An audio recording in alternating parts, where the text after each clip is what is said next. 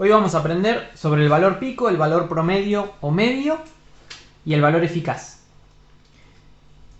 Estos tres términos sirven para cualquier tipo de señal, no necesariamente para onda senoidal, como vamos a ver hoy, pero sirve para cualquier forma de onda.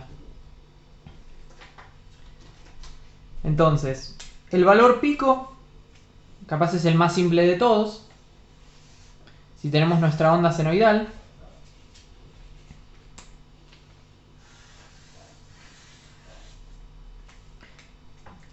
es una forma de onda, puede ser tensión, corriente o alguna otra magnitud en función del tiempo. El valor pico es lo que se llama también la amplitud, que es el valor máximo al que escala o trepa esta señal.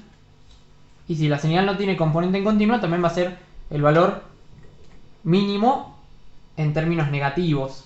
Entonces el valor pico es el punto más alto al que llega, y en una onda senoidal le llamamos amplitud. Ese es el valor pico, lo denominamos Bp,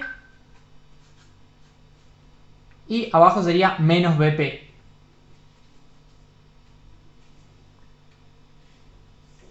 Cuando tenemos la expresión de la onda senoidal, que tenemos A por seno de bla bla bla, ese A es la amplitud, que es el valor pico de mi señal.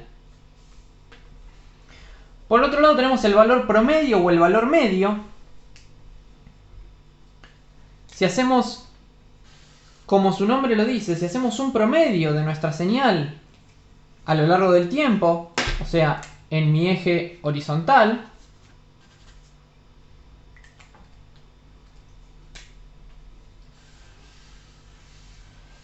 nosotros sabemos que nuestra señal es periódica, por lo tanto esta señal es infinita. Es una de las particularidades de una señal periódica, es infinita, se va hacia el infinito y hacia el menos infinito.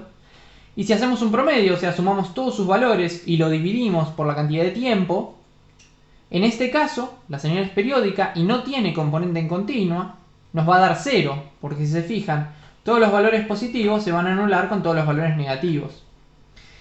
El tema ocurre, o sea, aparece un valor promedio o un valor medio cuando yo tomo solo un entorno finito, o sea, un tiempo definido de mi señal. Por ejemplo, ahí tomo un semiciclo positivo. El valor promedio va a ser todo esto sumado, dividido esta cantidad de tiempo, y me dará algún valor promedio por acá, ¿sí? Si después lo hacemos para el semiciclo negativo, me va a dar algún valor negativo, ¿sí? Un valor promedio.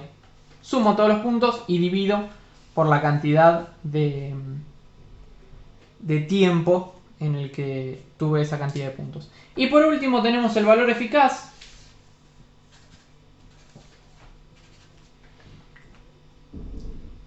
el cual es muy útil en electricidad y electrónica, porque me dice cuán útil, de alguna manera, cuán útil es mi señal. Ahora vamos a hacer algunos gráficos más, pero básicamente el valor eficaz estaría por acá, BF le ponemos. Me dice cuál sería el valor de continua para disipar la misma potencia eléctrica que con esa onda senoidal. Entonces, a ver si se entiende. Tenemos una fuente de onda senoidal y se la vamos a aplicar a una resistencia. Por acá va a circular una cierta corriente. Esta corriente va a ir y venir, porque acá la polaridad de la fuente va alternando, porque es una onda senoidal. Y esta resistencia va a disipar alguna potencia P. Ahora, para la resistencia es lo mismo que la corriente circule en un sentido o circule en el otro, en términos de cómo se va a calentar. Se va a calentar y punto. Ya sea que la corriente circule para arriba o para abajo, esta resistencia se va a calentar. ¿Cuánto se va a calentar? Bueno, se va a calentar algún valor B eficaz por I eficaz. Entonces fíjense que estamos hablando de una tensión en valor eficaz y de una corriente en valor eficaz multiplicadas, que es la ecuación de la potencia, me va a dar qué potencia está disipando esta resistencia. También lo podríamos ver como B eficaz al cuadrado sobre R, bien, que es lo mismo, o I eficaz al cuadrado por R. Paralelamente a esto, tenemos una fuente de tensión continua que se le aplicamos a la misma resistencia, por eso le puse nombre de R1, a la misma resistencia de R1, o sea, es el mismo valor de resistencia. Este valor tiene que ser de B eficaz, ¿para qué? Para que la potencia disipada, ahora solo escribo I porque esto es una corriente continua, va a circular siempre en el mismo sentido, para que la potencia sea igual, o sea, este valor de potencia es igual a este valor de potencia, el valor de esta continua tiene que ser igual al valor eficaz de esta corriente alterna, o de esta tensión alterna. De esa manera se va a disipar la misma potencia en las resistencias. ¿Y por qué hablamos de la potencia disipada? Porque es lo que a nosotros nos interesa. La potencia que le entregamos a una carga, a un motor, a una lámpara, a una resistencia, es lo que a nosotros nos interesa. Es la energía transformada, es energía eléctrica transformada en otra cosa que es lo que nosotros queremos. Entonces la potencia es lo útil de la electricidad para el humano. Entonces, mirándolo en términos de resistencia, que es una carga pura, cuando se disipe la misma potencia en esta resistencia, la tensión continua que tuve que poner acá es igual a la tensión eficaz de esta corriente alterna. De ahí viene el término de tensión eficaz. ¿Cómo se calcula? Bueno, si la onda es senoidal, la tensión eficaz es igual a la tensión pico, como aprendimos acá, dividido raíz de 2. Entonces, en Argentina, que tenemos 220 volt en nuestros tomacorrientes, esa tensión que hablamos de 220 volt es la tensión eficaz, porque es la útil, la que nos dice verdaderamente qué potencia me va a servir. Entonces, ¿cómo calculo la tensión eficaz? ¿O cómo calculo la tensión pico? Nosotros en este caso ya sabemos la tensión eficaz, sería al revés. Sabemos que hay 220 volt. Entonces, 220 volt por raíz de 2, que pasa multiplicando, es igual a la tensión pico, que es aproximadamente 311 volt. 311 con algunos decimales, aproximadamente.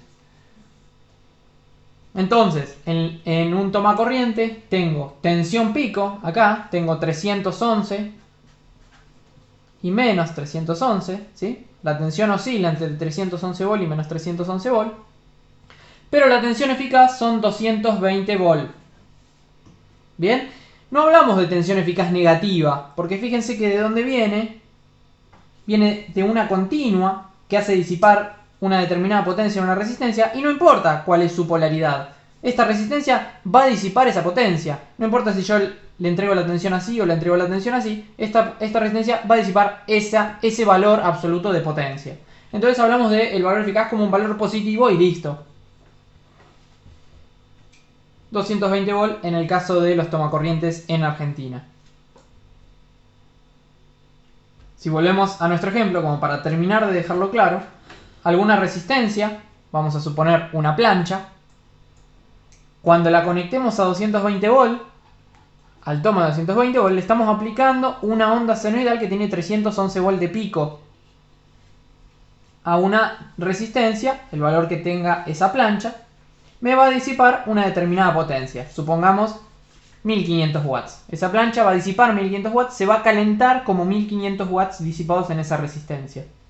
Ahora, si yo agarro una fuente de continua de 220 volt, ¿sí? Fíjense que no agarro una fuente continua de 311 volt, que es el pico de lo que le apliqué antes, sino que agarro una fuente continua de 220 volt. Y se lo aplico a la misma plancha, enchufo la plancha en una fuente continua de 220 volt, se va a calentar igual 1500 watts. Va a disipar 1500 watts de calor. Entonces, valor pico es el valor máximo al que llego, el valor máximo y mínimo en los que oscilo. Promedio, no escribimos demasiado, pero básicamente el valor promedio de una onda senoidal pura es 0, porque tiene tanto semiciclo positivo como semiciclo negativo. Y si llego a tener una componente en continua, ahí sí voy a tener un valor medio, un valor promedio. O si considero el valor promedio en un entorno definido. Ahí también va a haber valores medios o promedios. Y el valor eficaz, que es el valor útil de alguna manera, es el valor eficaz, como dice el nombre. Y acá su explicación con la potencia disipada en una resistencia dada.